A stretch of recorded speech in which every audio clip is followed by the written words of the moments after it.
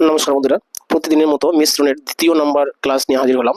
তো এই ক্লাসটি খুবই গুরুত্বপূর্ণ একটি ক্লাস, কেন কি যে দুটি প্রশ্ন আমি নিয়ে এসেছি সেই দুটি প্রশ্নই খুবই ইম্পর্টেন্ট এবং এই টাইপের প্রশ্ন কিন্তু পরীক্ষায় চলে আসে। তো দেখুন, প্রথম প্রশ্ন কি বলেছে যে 5 টাকা পার কেজি এবং 6.5 টাকা পার কেজি দরের আলু মিশিয়ে 100 কেজি মিশ্রিত আলু তৈরি করা হলো।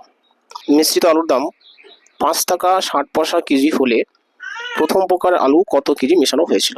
অর্থাৎ কি বলেছে যে দু প্রকারের আলু দেওয়া আছে, দু ধরনের দাম, একটা হচ্ছে 5 টাকা পার কেজি আর একটা 6.5 টাকা পার কেজি। এই দুই আলু মিশ্রিত করে মোট 100 কেজি মিশ্রিত আলু তৈরি করে সেটা বিনা লাভে বিক্রি করবে কত টাকা করে, 5 টাকা 60 পয়সা করে বিক্রি করবে। তাহলে এবার প্রশ্ন করা হয়েছে যে 100 কেজি মোট মিশ্রিত আলু তৈরি করা হলো, সেই আলুতে প্রথম প্রকারের আলু কত কেজি মেশানো হয়েছিল, অর্থাৎ 5 টাকা দরে যে আলুটা কেনা হয়েছিল সেটা কত কেজি মেশানো হয়েছিল। খুবই সহজ এবং শর্টকাট ট্রিক্স আমি অঙ্কটা করাচ্ছি। তো দেখুন, আশা করি ট্রিক্সটি আপনার ভালো লাগবে। তো দেখুন কিভাবে করছি। দেখুন, আমার কালকের ক্লাসটি যদি দেখে থাকেন তাহলে আপনার বুঝতে অনেকটা সুবিধা হবে। তো আমি কিভাবে করাচ্ছিলাম যে 5 টাকা পার কেজি, এটা হচ্ছে প্রথম প্রকারের আলুর দাম। এবার দ্বিতীয় প্রকারের আলুর দাম হচ্ছে 6 টাকা 50 পয়সা। ঠিক আছে, এটা লিখলাম। এবার এই মিশ্রিত আলু বিক্রি করবে কত টাকা করে, দেখুন এই দামে, অর্থাৎ 5 টাকা 60 পয়সা, তাই না? 60 পয়সা, বাস। এটা আমরা এইভাবে একটু লিখে নিলাম। এবার কি করব, এই কোনাকুনি বিয়োগ করব। বিয়োগ করলে কি পাবো, যে প্রথম প্রকার আর দ্বিতীয় প্রকার আলুর ওজনের অনুপাত পেয়ে যাব। ঠিক আছে, তাহলে দেখুন আমরা বিয়োগ করছি। 6.5 থেকে 5 টাকা 60 পয়সা যদি বিক্রি করি তাহলে বন্ধুরা 90 হবে, 90 পয়সা। ঠিক আছে, বাস। এসটো এখানে 5 টাকা আর আছে 5 টাকা 60 পয়সা, তাহলে 5 টাকা 60 থেকে 5 টাকা বিয়োগ করলে আরো 60 পয়সা থাকবে। ঠিক আছে, আমি তাহলে দশমিক আর দিলাম না।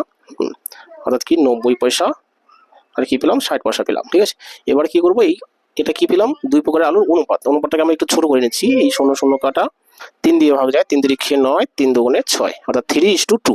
এটা হচ্ছে দুই প্রকারের আলুর অনুপাত। ঠিক আছে, এবার মোট এই মিশ্রিত আলু হচ্ছে 100 কেজি। এবার প্রশ্ন করেছে প্রথম প্রকারের আলু কত কেজি, অর্থাৎ এই যে 3, এই 3-এর মান কত, তাই না? 3:2 এসছে, এটা দ্বিতীয় প্রকার।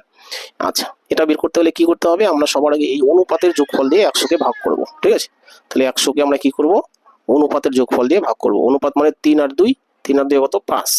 তাহলে ভাগ করলে কত হচ্ছে, দেখুন 5-20-100, তাহলে 20 পেয়ে গেলাম, বাস, অঙ্ক শেষ। এই 20-র সাথে যদি 3 গুণ করি তাহলে প্রথম প্রকারের আলু পাবো, এই 20-র সাথে যদি 2 গুণ করি তাহলে দ্বিতীয় প্রকারের আলু পাবো। তো আমাদের বের করতে বলেছে কি, প্রথম প্রকারের আলু কত কেজি নেওয়া হয়েছিল, তাহলে কি এই 3-এর সাথে কি করব, এই 20টা জাস্ট গুণ করে দিব। ঠিক আছে, বাস, তাহলে অঙ্ক শেষ। তাহলে 3 কত টাকা, 60 টাকা। তো 60 টাকা দেখুন অপশন এতে রয়েছে, তাহলে অপশন এই হচ্ছে বন্ধুরা উত্তর। তো এই হলো বন্ধুরা 1 নম্বর অঙ্ক। তো আশা করি এটা বুঝে থাকবেন। যদি বুঝে থাকেন, ভালো লেগে থাকে, অবশ্যই লাইক কমেন্ট শেয়ার করবেন। আর নতুন কোনো বন্ধু যদি আমার চ্যানেলে এসে থাকেন অবশ্যই চ্যানেলটি সাবস্ক্রাইব করবেন। চলে আসি 2 নম্বর প্রশ্নে। দেখুন, তো এই হচ্ছে বন্ধুরা 2 নম্বর প্রশ্ন।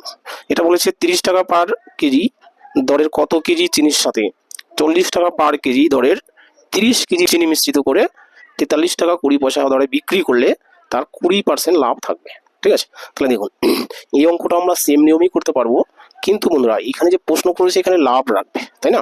এই লাভটা বন্ধুরা রাখা যাবে না, সেই হিসাবে আমাদের বিক্রি করতে হবে, তাহলে আগের সব নিয়ম একই থাকবে। ঠিক আছে, তাহলে লাভটা যদি না রাখতে চাই তাহলে প্রতি কেজি কত দরে বিক্রি করতে হবে সেটা আমরা বের করে নিচ্ছি।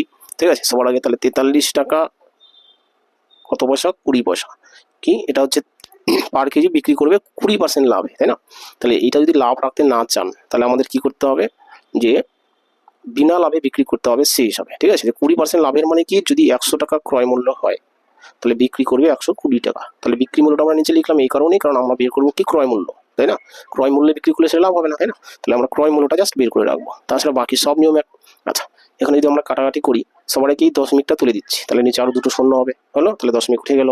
তাহলে দেখুন এই দুটো শূন্য কাটা গেল, এই শূন্য কাটা গেল, 12 অক্ষে 12, 3 12 36, থাকলো কত এখানে, 7 72, 6 12 72। ঠিক আছে, তাহলে ডাইরেক্ট কাটাকাটি করে পেলাম কত, 36। অর্থাৎ বিনা লাভে বিক্রি করতে হলে তার 36 টাকা পার কেজি দরে বিক্রি করতে হবে।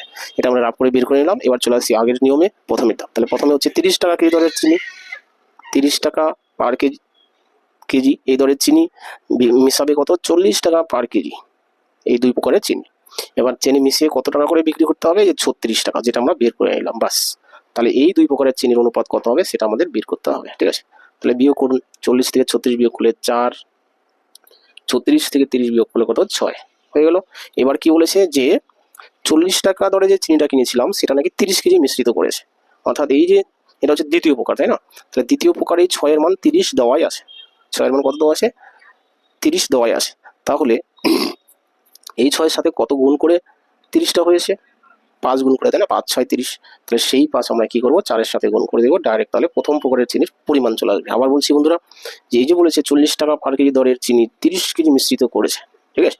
আর প্রশ্ন করেছে যে প্রথমে যে 30 টাকা পার কেজি দরে চিনি নিয়েছিল সেটা কত কেজি মিশিয়েছে, অর্থাৎ প্রথম প্রকারের চিনি। তাহলে আমরা দেখলাম এই যে 30টা, এই 6-এর সাথে কত গুণ করে 30 হয়েছে, 5 গুণ করে, তাই না? 5 6 30, তাহলে সেই 5 আমরা কি করবো 4-এর সাথে গুণ করে দিব, তাহলে 4 5 কত আসছে 20, তাহলে 20 হচ্ছে দেখুন অপশন নাম্বার ডিতে রয়েছে, অর্থাৎ 20 কেজি, অপশন ডি হচ্ছে বন্ধুরা উত্তর, ঠিক আছে?